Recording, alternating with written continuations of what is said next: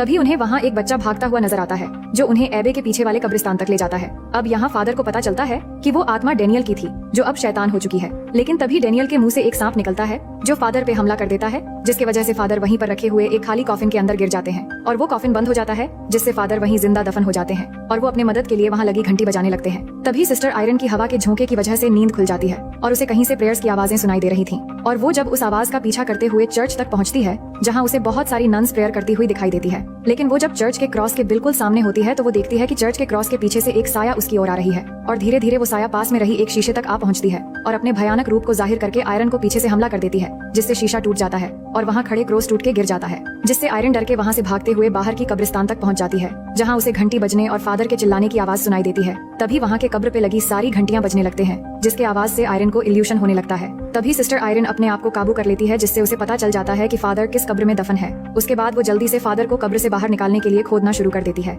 लेकिन इससे पहले कि वो फादर को बाहर निकाल पाती, कब्र के अंदर फादर पे एक शैतान अटैक कर देता है। पर वो शैतान फादर को घायल कर पाता उससे पहले सिस्टर आयरन फादर को बाहर निकाल लेती है, जिसके बाद फादर को उस कब्र में कुछ किताबें दिखाई देती हैं, जिनको वो अपने साथ ले जाते हैं। अब अगले दिन वो दोनों एबे में जाते हैं और वहाँ की मदर सुपीरियर को आवाज लगाते हैं, लेकिन आगे से कोई जवाब नहीं मिलता और तभी अंदर का दरवाजा अपने आप खुल जाता है। इसके बाद फादर आयरन को एबे के अंदर जाने को कहते हैं और जाने से पहले उसे वही चाबी देते हैं जो फादर को उस नन की लाश के हाथ में मिली थी और उसे कहते हैं तुम्हें पता लगवाना है कि आखिर ये चाबी किस चीज की है। अब सिस्टर आयरन जब एबे के अंदर जाती है तो उसे वहाँ एक नन नजर आती है, तो वो उस नन को आवाज लगाती है, लेकिन वो नन कोई जवाब न देते हुए वहाँ से चली जाती है और आयरन भी उस नन की पीछा करते हुए चर्च के अंदर चली जाती है, जहाँ उसे एक नन प्रार्थना करती हुई दिखाई देती है। इसके बाद आयरन उस प्रार्थना करने वाली नन को कई बार बुलाती है, लेकिन वो कोई जवाब नहीं देती। तभी पीछे से एक और नन आयरन को आके रोकती है, जिसका नाम था ओहाना। वो आयरन को बताती है कि यहाँ सारी नन्स अपनी अपने शिफ्ट में प्रार्थना करती है और वो अपनी प्रार्थना बीच में रोक नहीं सकते, जिसके बाद वो आयरन को वहाँ से लेके चली जाती है। दूसरी तरफ हम फ्रेंची को देखते हैं जो एक बार में बैठा हुआ था और उस बार का ऑनर फ्रेंची को बताता है कि इस गांव के एक आदमी की 12 साल की बच्ची ने सुसाइड कर लिया है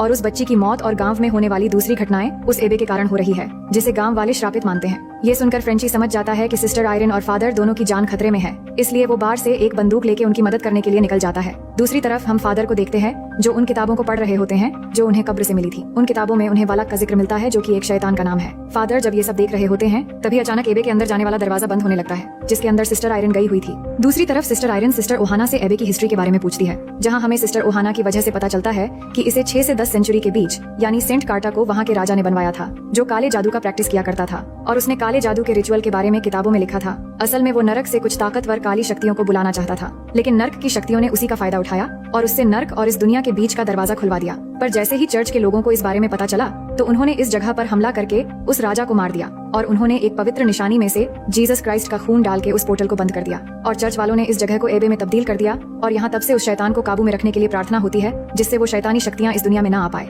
लेकिन जंग में हुए बॉम्बबारी की वजह से नर्क का वो पोर्टल फिर से खुल गया था। तभी आयरन सिस्टर ओहाना को बताती हैं कि कल रात जब वो यहाँ आई तब उन्होंने एक नन को देखा था।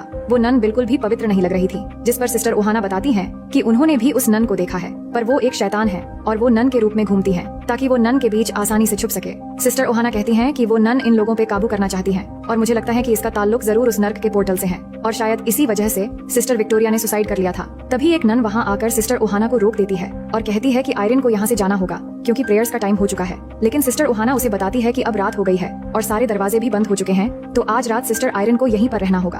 और जब सिस्टर ओहाना सिस्टर आयरन को एक रूम तक छोड़ के प्रार्थना के लिए जाने वाली होती है तो सिस्टर आयरन उससे उस चाबी के बारे में पूछती है, लेकिन वो कहती है कि उसे नहीं मालूम और ये कहकर सिस्टर ओहाना वहाँ से चली जाती है। दूसरी तरफ फादर उस एबे के नक्शे के जरिए अंदर जाने की दूसरा रास्ता ढूंढ रहे होते हैं और वो नक्शा देखते ही देखते फादर को एबे के नक्शे में वो नर्क का पोर्टल मिल जाता है। मगर इसी दौरान उन्हें मदर सुपीरियर की आवाज सुनाई देती है, जिसके बाद वो मदर सुपीरियर के पास पहुंचकर बताते हैं कि इस एबे में कुछ न कुछ बहुत बुरा हो रहा है और साथ ही फादर बार्क मदर सुपीरियर से उस चाबी के बारे में पूछते हैं जो सिस्टर विक्टोरिया की लाश से मिला था, जिसपे मदर सुपीरियर कहती हैं कि अब बहुत देर हो चुकी है और आयरन अब नहीं लौटेगी। ये कहते ही मदर सुपीरियर की गर्दन टूट जाती है। ये देख के फादर को कुछ ठीक नहीं लगता और वो जैसे ही मदर की शक्ल देखने के लिए स्कार्फ हटाने लगते हैं तो तभी मदर सुपीरियर अचानक उन पर हमला कर देती है और वहाँ से गायब हो जाती है। दरअसल ये कोई मदर सुपीरियर नहीं थी बल्कि एक शैतानी आत्मा थी। दूसरी तरफ आयरन को वही विजन फिर से आती है जहाँ मदर मैरी रास्ता दिखाएंगी जिसके बारे में उसने फादर को बताया था। इस बार आयरन को विजन में वो शैतानी नन दिखती है और वो डर कर नींद से उठ जाती है। तभी वो देखती है कि कोई नन उसकी कमरे में प्रार्थना कर रही है। इसके बाद आयरन जब उसकी करीब जा रही होती है तो उसकी हाथ से कोई चीज उसके पास आती है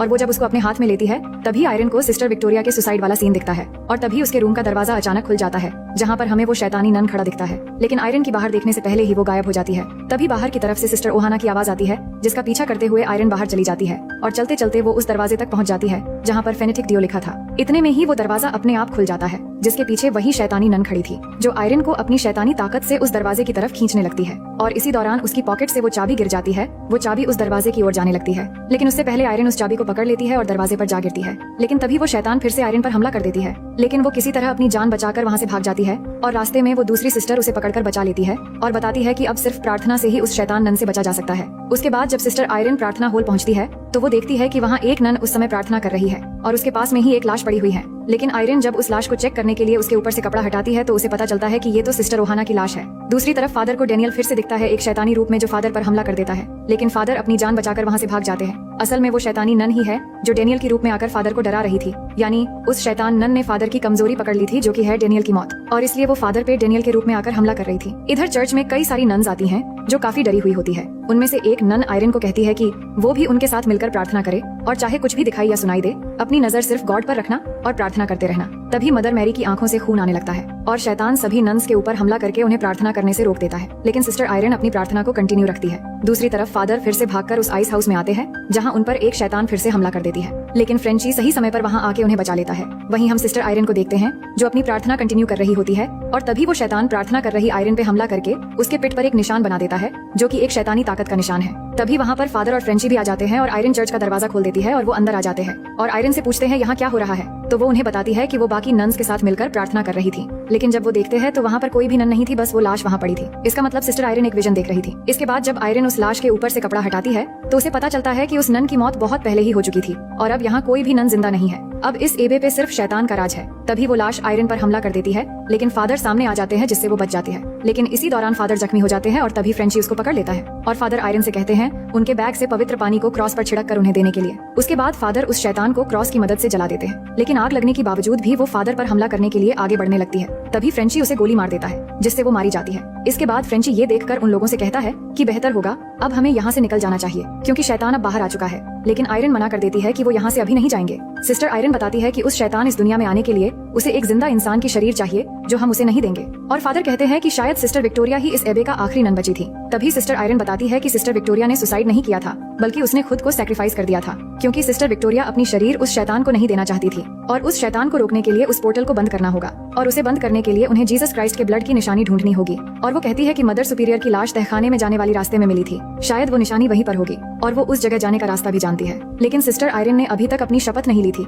इसलिए वो इस काम को करने से पहले नन की शपथ लेना चाहती है, क्योंकि आयरन को लगता है कि उनके आने वाले विजन गॉड का एक गिफ्ट है, यानी वो अपनी सारी जिंदगी अब गॉड के नाम करने जाने वाली थी। इस बात पर फादर काफी सेटिस्फाइड हो जाते हैं, इसलिए फादर उसे नन की शपथ दिलवाते हैं और अब वो एक नन बन जाती है। अब ये तीनों तहखाने में जाते हैं जहाँ मदर मैरी की मूर्ति थी, जहाँ पर उनका एक हाथ एक दरवाजे की तरफ इशारा कर रहा था, जिसपे फादर आयरन से कहते हैं कि यही आपका विजन है कि मदर मैरी रास्ता दिखाएंगी। इसके बाद आयरन उस चाबी से वो दरवाजा खोल देती है, जहाँ पर उन्हें वही पवित्र निशानी मिल जाती है जिसमें जीसस क्राइस्ट का ब्लड था, और फादर उस निशानी को आयरन के गले में पहना देते हैं। उसके बाद ये लोग उसी फेनेटिक डियो वाले दरवाजे के अंदर चले जाते हैं और उस पोर्टल को ढूंढने के लिए तीनों अलग अलग डायरेक्शन में चले जाते हैं। इधर फ्रेंची जब जा ही रहा होता है तो उसे दरवाजा खोलने की आवाज आती है, लेकिन वो जैसे ही देखने जाता है तो वो शैतान उसे डराकर वहाँ से भगा देता है। दूसरी तरफ हम सिस्टर आयरन को देखते हैं, जब वो एक रास्ते पर जा रही होती है तभी उसके पीछे हम एक नन को चलती हुई देखते हैं और आयरन जैसे ही मुड़ के पीछे देखती है तो उस पे एक दूसरी नन हमला कर देती है, जिसका चेहरा गायब होता है। लेकिन आयरन किसी तरह वहाँ से भाग जाती है। तब उसे वहाँ पर एक दरवाजा नजर आती है और वो एक कैंडल लेकर उसके अंदर चली जाती है। अंदर जाने के बाद अचानक वहाँ पर एक कैंडल जलता है, जिसके बाद आयरन जब उस कैंडल के पास जाती है तभी वहाँ पर एक एक करके कैंडल्स जलने लगते हैं, जिसके बाद वहाँ पर उसे वही स्टार वाला निशान नजर आता है जो शैतान ने उसकी बॉडी पर बनाया था। ये देखकर आयरन डर जाती है और जब वो वहाँ से भागने की कोशिश करती है तो वो देखती है कि वहाँ कई सारी नन्स खड़ी है जिनके चेहरे ढके हुए थे और तभी सारे दरवाजे भी बंद हो जाते हैं। तभी फ्रेंची को आयरन की चीखों की आवाज सुनाई देती है और वो उसे बचाने के लिए उसी दरवाजे तक आता है। दूसरी तरफ फादर को भी शैतान नन्स दिखती है, लेकिन फादर आग का क्रॉस बनाकर अपनी जान बचा के वहाँ से भाग जाते हैं। इधर फ्रेंची जब उस दरवाजे के अंदर जाता है तो उसे वहाँ पर बहुत सारी शैतान नन्स नजर आते हैं, लेकिन फ्रेंची बिना डरे उनके बीच से होते हुए आगे बढ़ने लगता है, मगर तभी वो सारी नन्स वहाँ से जाने लगते हैं और वो देखता है कि सिस्टर आयरन उस निशान के बीच में अजीब पोजीशन में खड़ी होती है। दरअसल शैतान ने आयरन को अपने वश में कर लिया था। उसके बाद फ्रेंची जब आयरन के पास जाता है तो वो जोर से चिल्लाती है, जिससे फ्रेंची हवा में लटक जाता है और वो फ्रेंची से कहती है कि उसने सबको अपनी जिंदगी में निराश किया है। ये कहकर आयरन फ्रेंची पर गन तान देती है। तभी फ्रेंची जीसस क्राइस्ट का ब्लड आयरन के चेहरे पे लगा देता है, जिससे वो शैतान आयरन के शरीर से निकल जाती है। लेकिन वो शैतान नन दोबारा से फ्रेंची पर हमला कर देती है और आयरन जब फ्रेंची की जान बचाने के लिए उसकी तरफ जाती है तो वो शैतान आयरन को दूर फेंक देती है जहाँ पे पानी भरा हुआ था।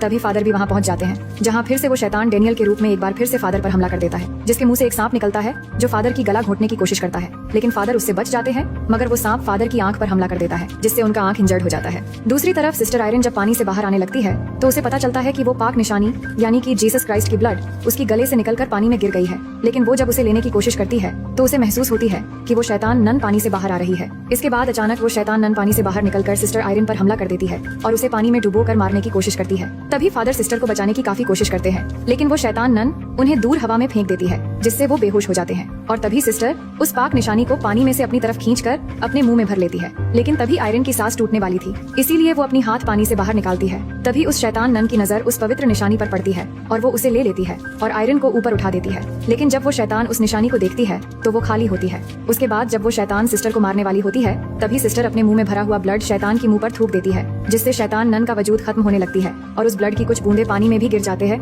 जिससे वो पानी पवित्र हो जाती है, जिससे वो पोर्टल भी खुल जाती है और वो शैतान नन उस एबे को छोड़कर उस पोर्टल से वापस नर्क में चली जाती है और हेल का वो पोर्टल फिर से बंद हो जाता है। दूसरी तरफ हम ये देखते हैं कि फ्रेंची ने भी सिस्टर आयरन को पानी से बाहर निकल लिया था, जिससे उसकी जान बच जाती है। अब अगली सुबह को दिखाया जाता है जब वो तीनों उस एबे को छोड़कर जाने लगते हैं और जाने से पहले सिस्टर आयरन वहाँ पर लास्ट टाइम प्रार्थना करती हैं और वो फ्रेंची से कहती हैं कि अब ये जगह पूरी तरीके से पवित्र हो चुकी है। अब फ्रेंची उन लोगों को छोड़ने के लिए जाता है, तभी हम फ्रेंची की गर्दन पर उल्टा क्रॉस का निशान बना हुआ देखते हैं, जिससे हमें ये पता चलता है कि उस शैतान ने अपना कुछ अंश फ्रेंची के अंदर छोड़ दिया है। और इसी के साथ ये कहानी यहीं पर खत्म हो जाती है।